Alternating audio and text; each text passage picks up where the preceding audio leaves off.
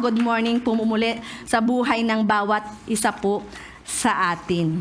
Natapos na po natin ang ating series. So, mula kay Pastor Mike, kay Ate Sally, kay Kuya Jess, at kay Pastor Julius. So, ang naging series po natin, ang title po ay naging...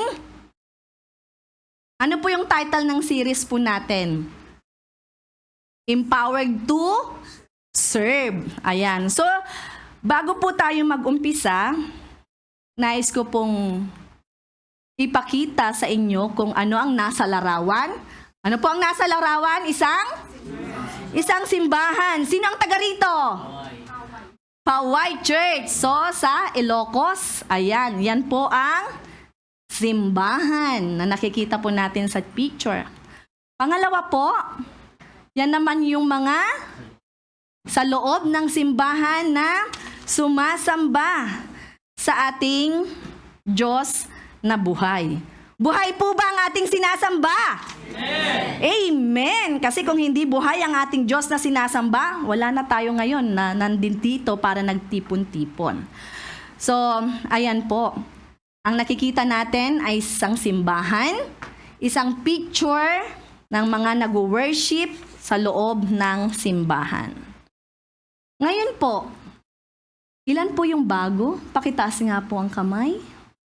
Ayan, 1, 2, 3, 4, 5, 6. Salamat po sa pagpaunlak po ninyo sa mga nag-imbita sa inyo at lalo't higit po, sila po ay ginamit ng Panginoon para kayo ay madala sa lugaring ito.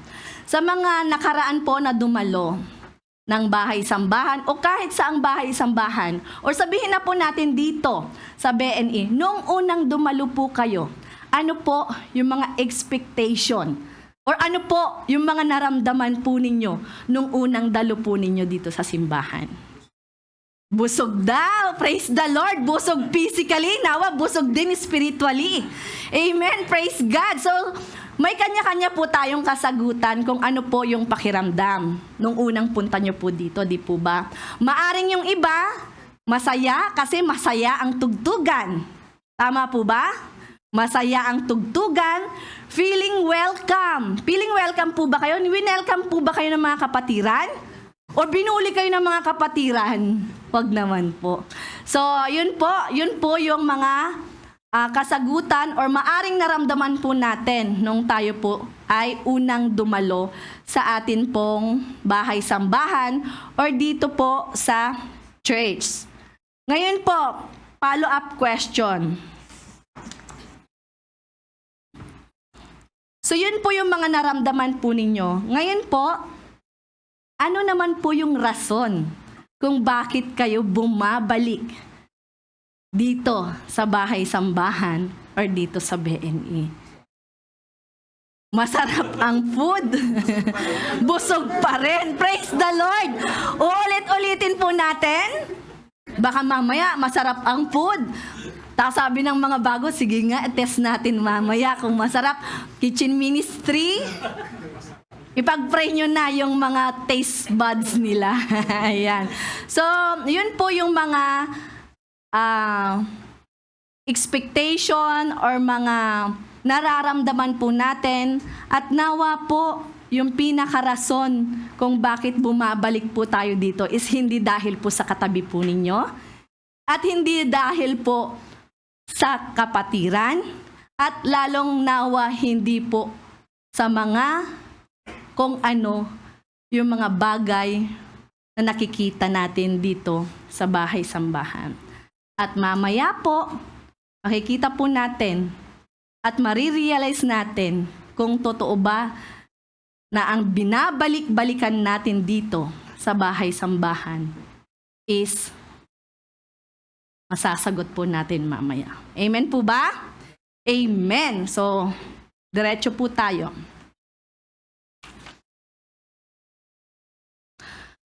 Base po sa Biblia, ano nga ba ang church at saan nagsimula? Aware po ba tayo kung saan at sino ang simbahan na tinutukoy? Ang ating pong topic sa umaga pong ito ay pinamagatang The Birth of an ordinary church. Kagaya nga po ng akin pong natanong, saan or sino nga ba ang totoong simbahan? So sa series po na ito, malalaman din po natin kung ano yung series natin sa buong buwan na ito. Sabi nga po,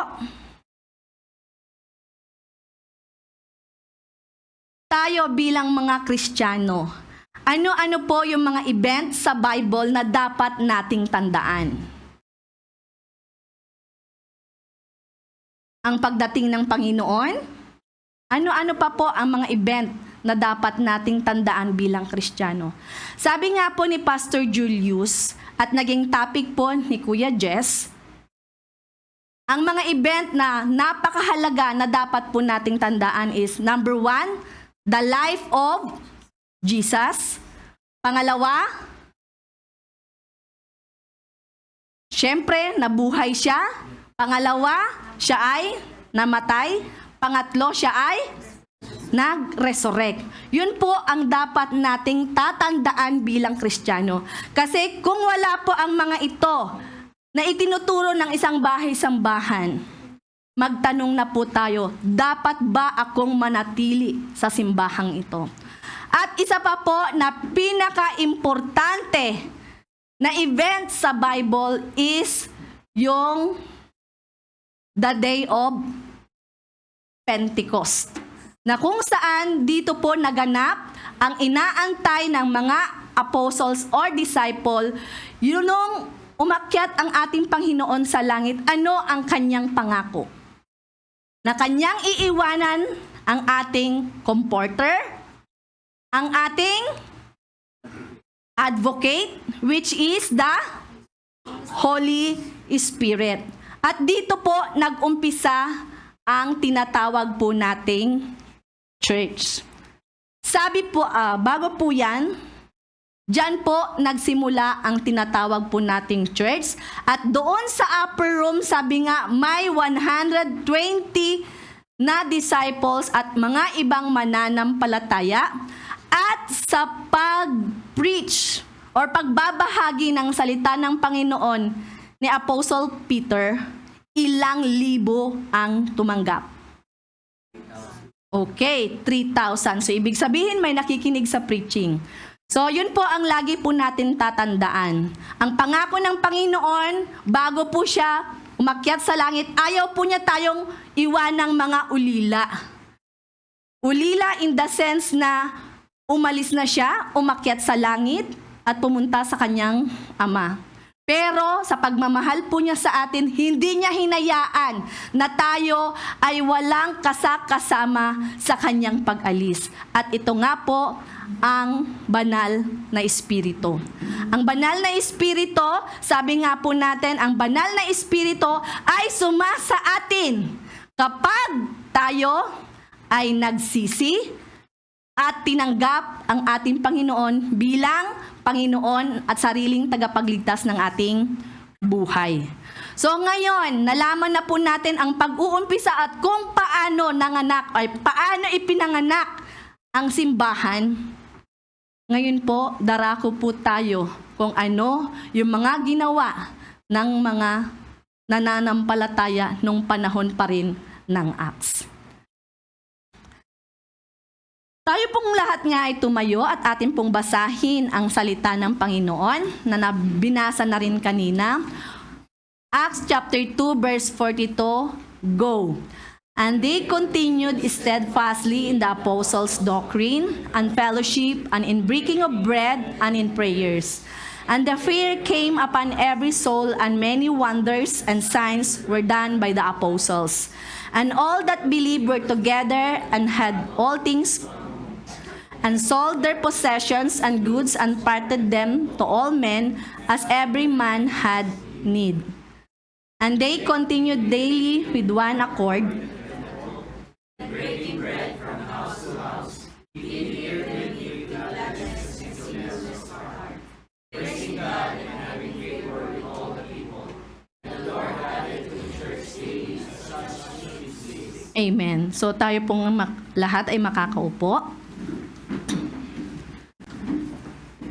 Yan po ang mga ginawa ng mga nananampalataya noong panahon ng Pentecost. Sabi po dyan, refers to a community of believers who have accepted Jesus Christ as Lord and Savior, not a building. The Greek word translated as church is ecclesia, meaning an assembly of people. This community is also described as the body of Christ, emphasizing their unity and relationship with them. So, ano ang tinutukoy or sino ang tinutukoy po dito? Very good. So, church po ang tinutukoy dito. Ito po refers to a community of believers. So, tayong lahat po ba ay believers na? Kayo ang may sabi niyan at kayo lamang po ang makakapagtanto sa inyong sarili kung tayo po ay believers na. Next po tayo, sabi po dyan, a church who is us is made up of individuals who have placed their faith in Jesus Christ. Maaring ang iba po sa atin, sa mga bagong dalo, nawa po ang ating pong pananampalataya ay nasa Panginoong Hesukristo lamang at wala na pong iba. Sabi nga po, ang pangalang Jesus, ang ibinigay ng Panginoon sa langit o sa langit, sa ilalim ng langit at sa ibabaw ng lupa, na walang ikaliligtas ng sangkatauhan kundi ang pangalang Jesus lamang. Salamat po. Ayan po, lagi po nating tatandaan, mga kapatid, na ang Panginoon lamang, the way, the truth, and the life. Ayan. The first church was an ordinary church. Bakit po kaya sinabing ordinary? Kung ikaw, gusto mo bang sumakay sa isang ordinary na bus? O sa mga nasanay na sa may aircon, ayaw nang mag-ordinary. Sabi nga, may dalawang pwedeng mangyari pag nasa ordinary or pwede mong maramdaman sa ordinary at saka sa aircon. Ordinary, fresh air. O, di ba? Sa aircon, hindi ka pagpapawisan, pero pagdating ng panahon, ano kayang iyong mararamdaman? Pagdating po sa ordinary church, ay ordinary, pagdating sa sasakyan po, mas mapifeel mo yung paligid mo or yung dinadaanan mo kasi andon, mahahanginan ka. Pero pag sa aircon na bus ka naman, nakasakay, syempre, komportable ka.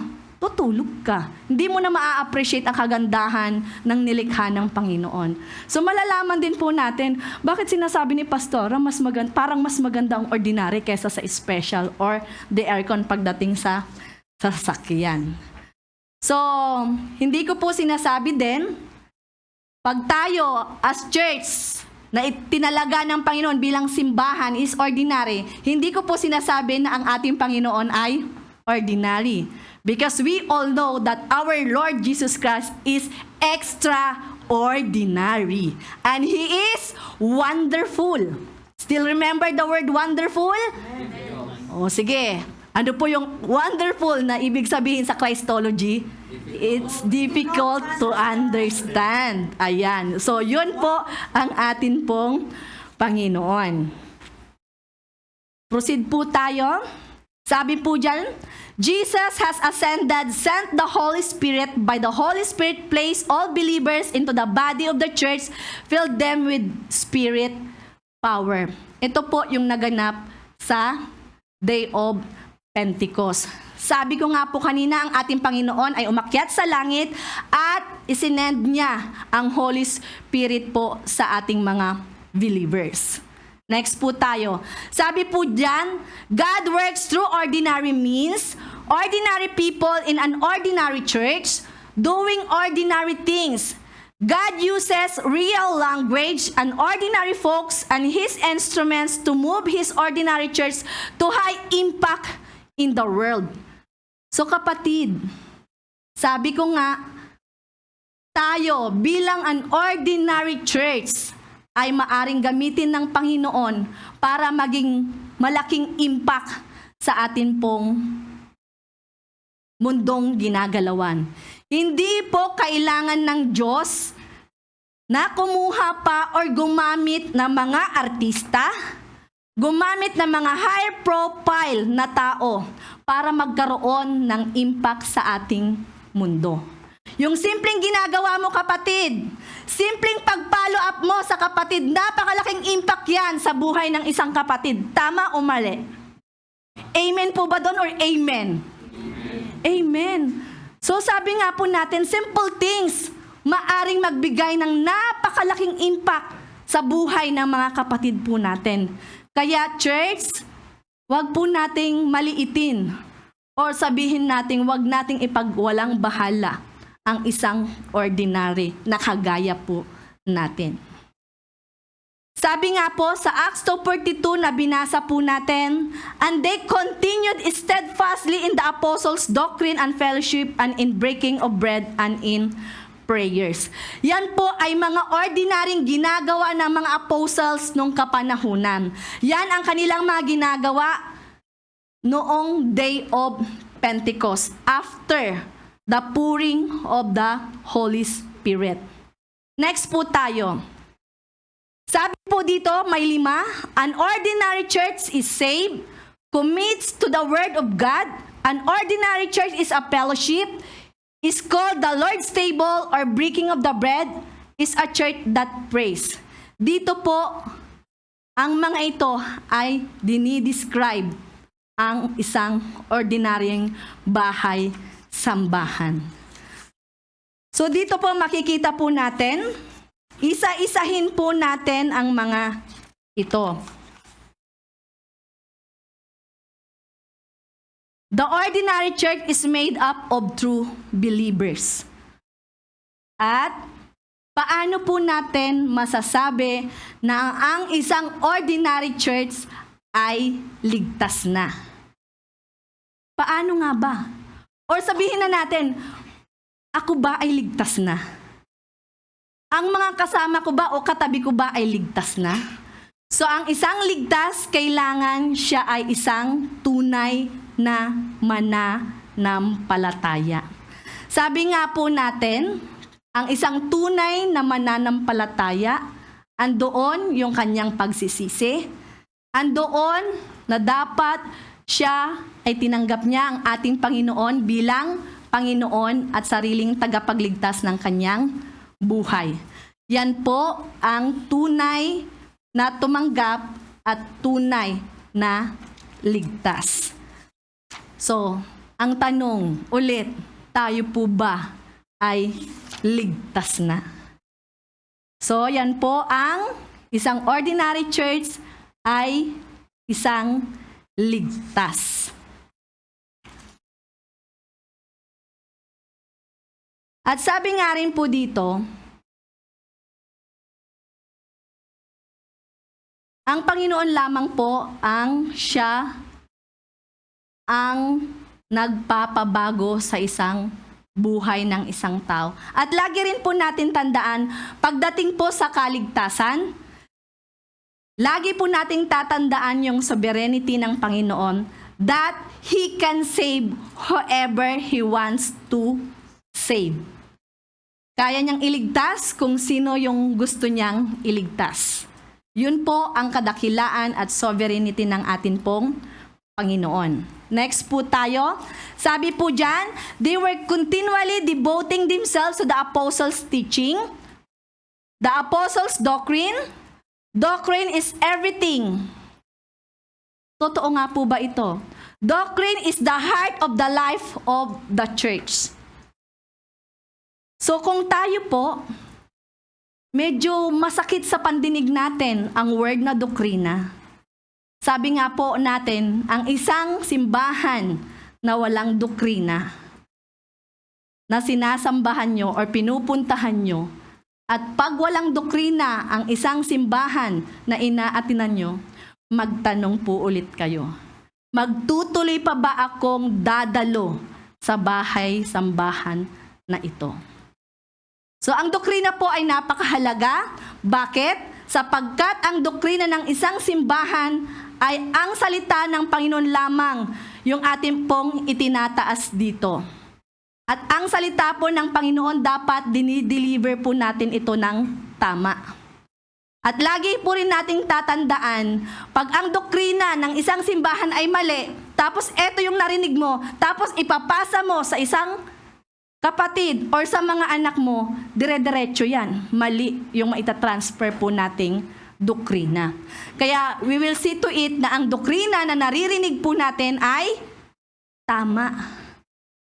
Yun po yung lagi po nating tatandaan. Dapat laging tama.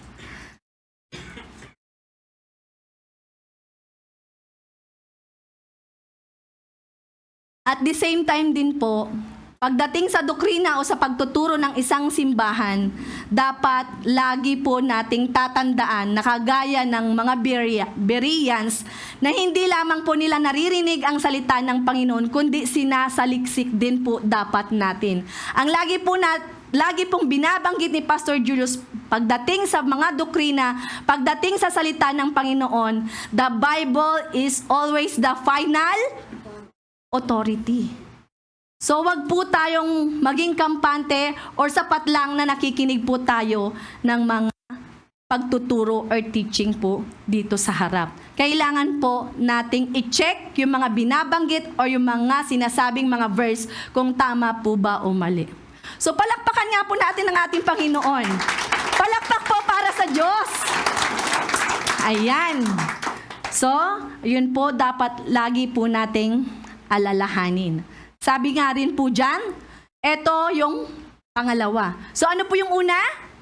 An ordinary church is saved church. Pangalawa, an ordinary church commits to the Word of God. So bilang mga mananampalataya, ito po tayo dapat. Lagi po nating tayong nagkukumit sa salita ng Panginoon. Sapagkat ang salita ng Panginoon, kung humarap ka sa mga pagsubok sa buhay mo, meron kang panghahawakan na salita ng Panginoon. Hindi sapat lang na John 3:16, yung dapat po nating alam na verse sa Bible. Kung ang mga bata, mabilis sa kanila ang mag-memorize.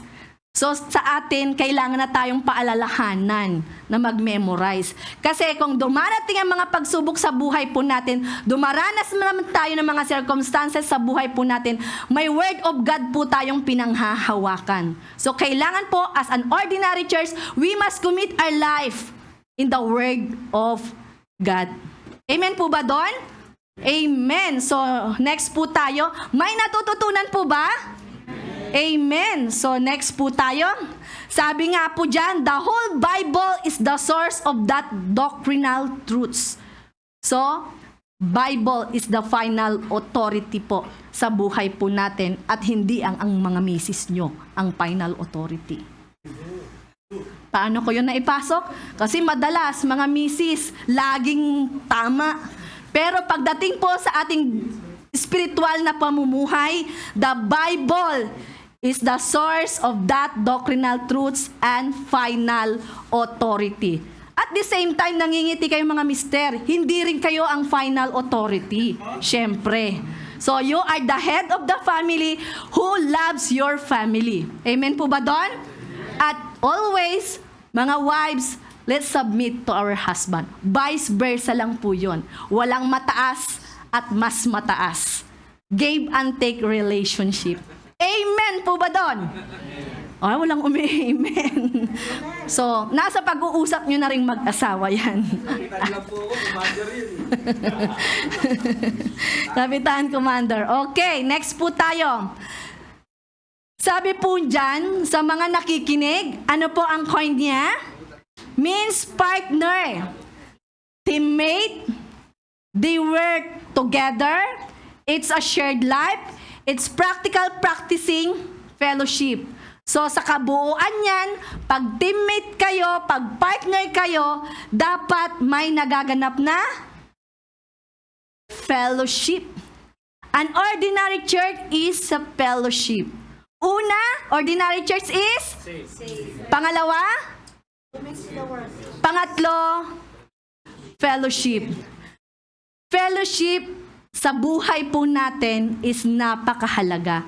Kasi ang fellowship dito mas mai-establish at mas maging stronger yung relationship natin kung may mga fellowship tayong ginagawa. Yung fellowship na malulugod ang Panginoon ha, baka mamaya fellowship, ibang fellowship naman yon. Baka ibang fellowship naman yon. So dapat yung tamang fellowship po ha, tamang fellowship, hindi lang basta fellowship. Kasi sa ating mundong ginagalawan, marami nagpe-fellowship ngayon sa labas na hindi nalulugod ang Panginoon. Kaya sa atin po bilang mga Kristiyano, dapat yung tamang fellowship pa rin po ang ginagawa po natin. Kagaya ng ginagawa po natin at kagaya ng mga gagawin ng kitchen ministry mamaya, they will have their fellowship para mas maging strong ang relationship nila at mas maging deeper pa ang pagkakakilanlan nila sa isa't isa at lalo't higit, one common denominator ng fellowship ng bawat isa sa atin is si Jesus Christ lamang dapat po ang pinaka-common denominator ng fellowship po natin. Amen po? Amen. So, hindi po namin kayo pinagbabawalang mag-fellowship.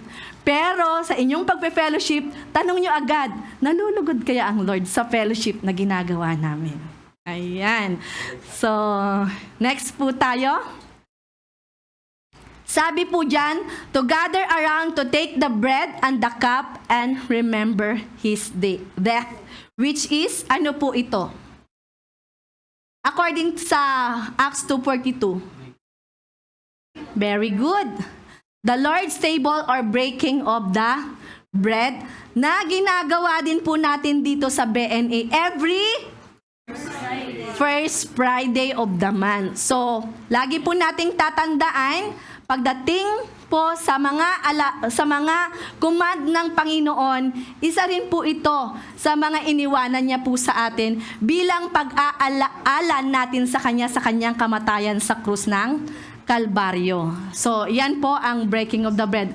Ulitin po ulit natin. Number 1, 2, 3, 4, breaking of bread. So, yan po yung mga nabanggit sa Acts 2:42. At sabi nga dyan, when they met, they prayed, talking about corporate prayer, coming together to pray. So, ang panghuli ay very good.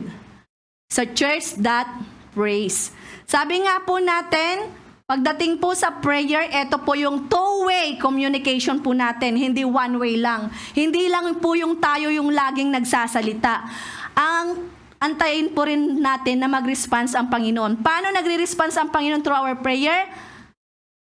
Pwedeng the Word of God.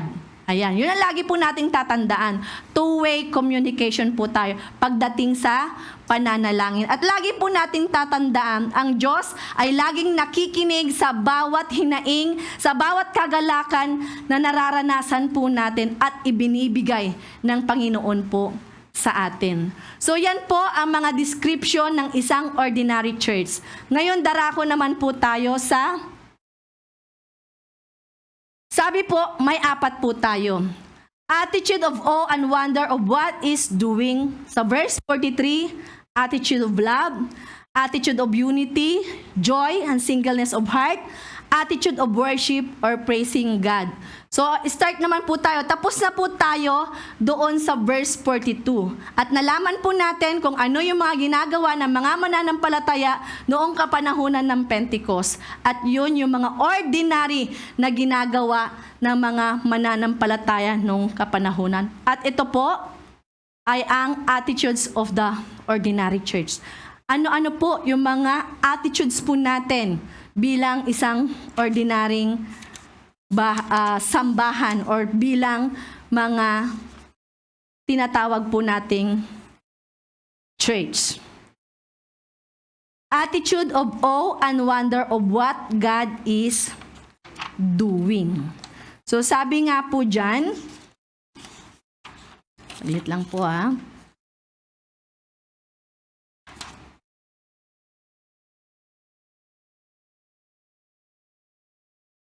Attitude of love. Okay, dito po sa attitude of awe and wonder of what God is doing. Sabi nga po, the greatest and most powerful works of God is to change our human heart. Kasi sabi nga, the heart is deceitful. Kayang-kayang baguhin ng Panginoon ang ating puso. Kung ito man ay bato, kung ito man ay wasak, ang Diyos lamang po ang makakapagbago ng puso ng bawat isa po sa atin. Lagi po natin tatandaan, hindi yung katabi mo, hindi yung asawa mo ang makakapagpabago sa'yo. Kundi tandaan po natin, ang Panginoon lamang ang makakapagpabago sa buhay at puso ng bawat isa po sa atin.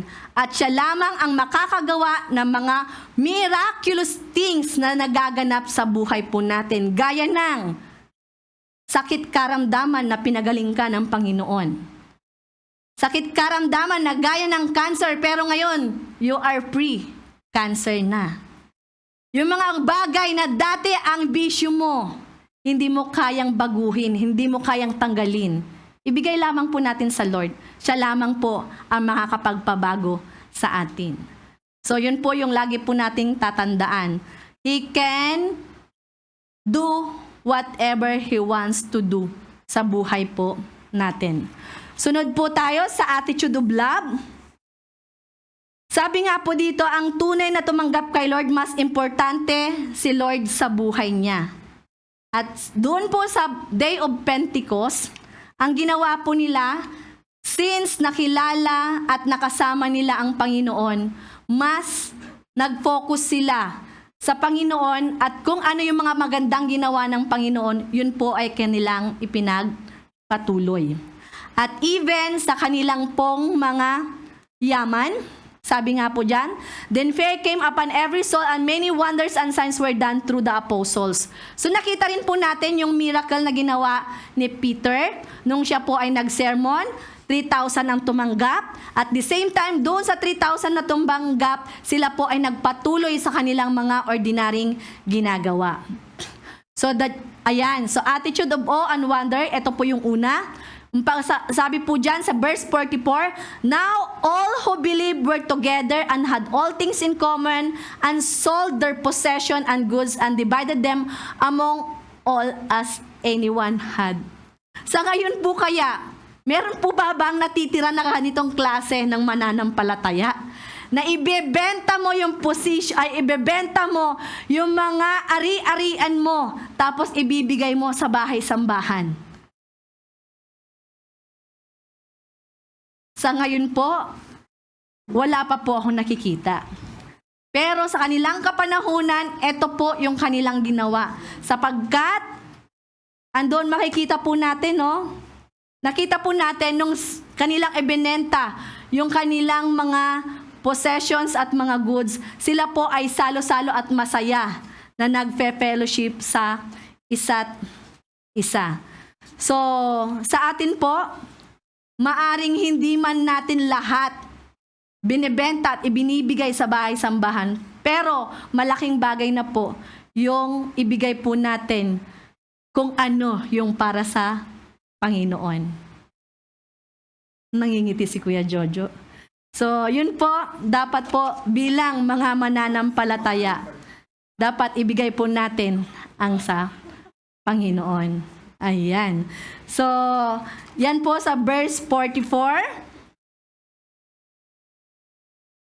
Ayan, the attitude of love. Kagaya ng ang ordinary church. Number 1, ano yung una? He can do wonders. Ano? Pangalawa? Attitude of love. Ito po yung attitude of love. At ang susunod po, sabi po dyan, so continuing daily with one accord in the temple and breaking bread from house to house, they ate their food with gladness and simplicity.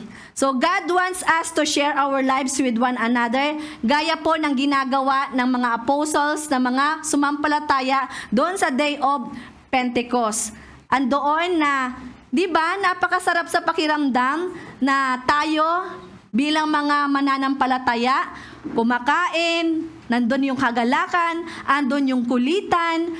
So, yun po yung mga bagay na ginagawa nila noon na ginagawa pa rin natin until sa ating kapanahunan.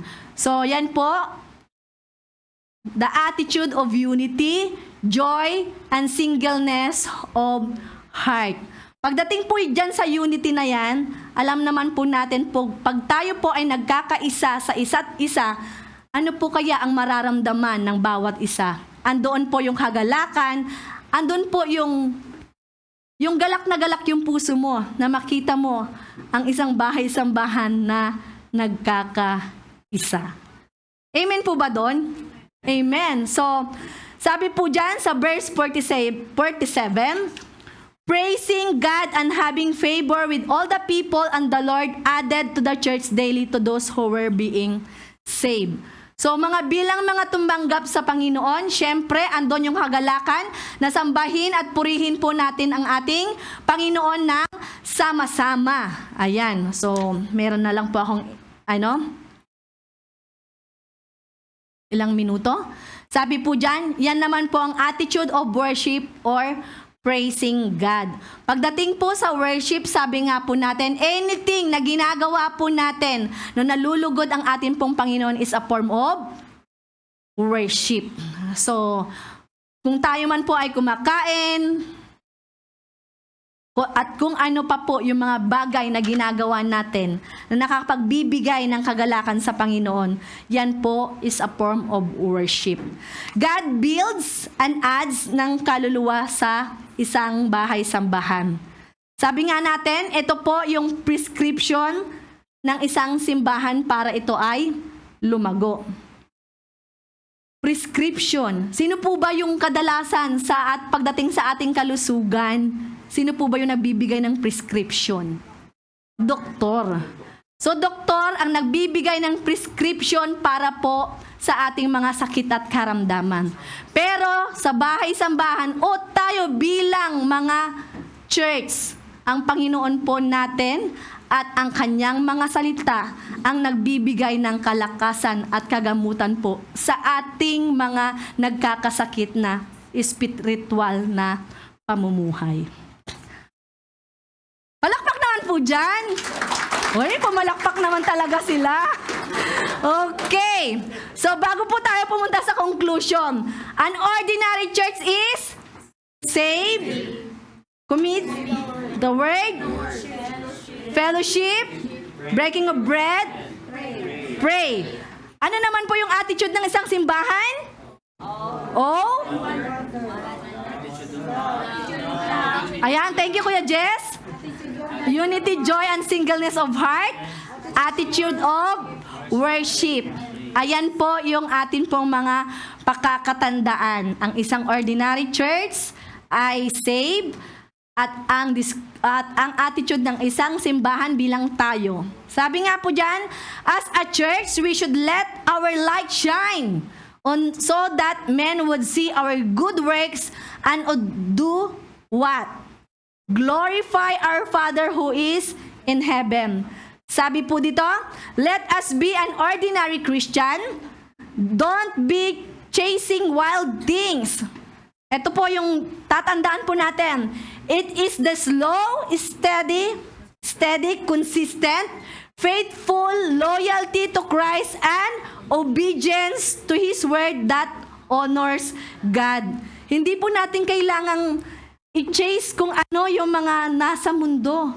Sabi nga po dyan, kailangan po, andoon man po yung dahan-dahan, andoon yung, ito po yung napaka-importante, consistent or consistency.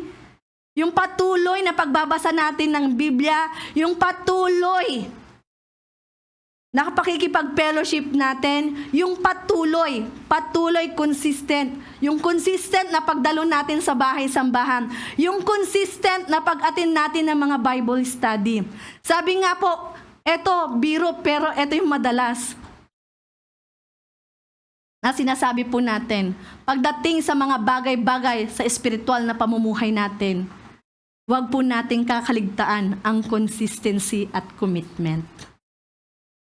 Dapat po yung dalawang yan, dire-diretso lamang po yan. Para nang sa ganon, ang ating bahay-sambahan ay dire-diretso rin sa paglago ng bahay-sambahan. Sabi nga po dyan, an ordinary church can by the power of God have an extraordinary impact. The Word of God is the one that will hold and uphold His church. Dito po, lagi po nating tatandaan, sabi nga dyan, can by the power of God have an extraordinary impact. Kagaya ng sabi ko po kanina, ordinary folks, God can use sa buhay po natin. At maaring ito ay maging extraordinary impact sa buhay po natin. Lagi rin po natin tatandaan dyan, sabi nga po, the Word of God is the one that will hold and uphold the church. So napakahalaga po ng salita ng Panginoon sa isang bahay-sambahan o sa atin mismo as a church. Bago po tayo dumako sa panghuli, yan na po ang panghuli po natin. Ngayon, tatanungin ko po kayo, sino ang tinutukoy na ordinary church sa atin pong topic sa umagang ito? Believers or tayo mismo bilang mga tumanggap sa atin pong Panginoon. Bilang mga tumanggap po sa ating Panginoon at bilang isang church, ito po yung iiwanan ko pong self-realization or tanong sa buhay po natin. After this, ako nga ba? Ano nga ba ang ginagawa ko bilang simbahan para mas madagdagan pa ang mga taong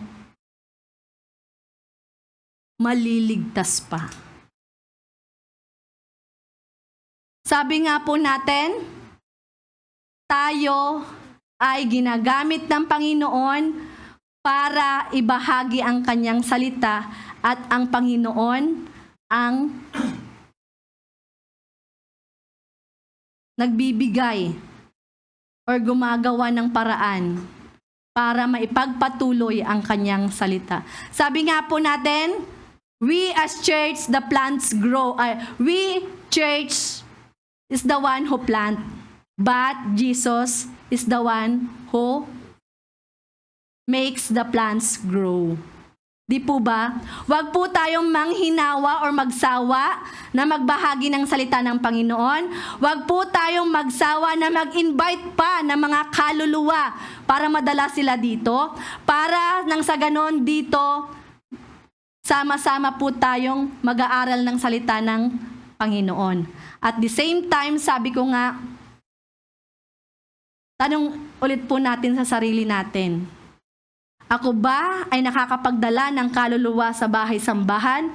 Or ako ba ang dahilan kung bakit hindi na bumabalik ang ilan? So saliksikin po natin ang ating sarili. Kung tayo po ba ang dahilan para madagdagan ang simbahan?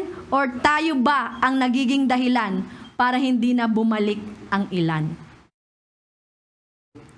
At bago po ako magtapos, maraming pong salamat sa mga taong ginagamit ng Panginoon para madagdagan ang bawat isa na maligtas at salamat sa mga tao at kagaya nyo na patuloy at walang sawa na nag-i-invite ng mga kaluluwa para po madala sa bahay-sambahan.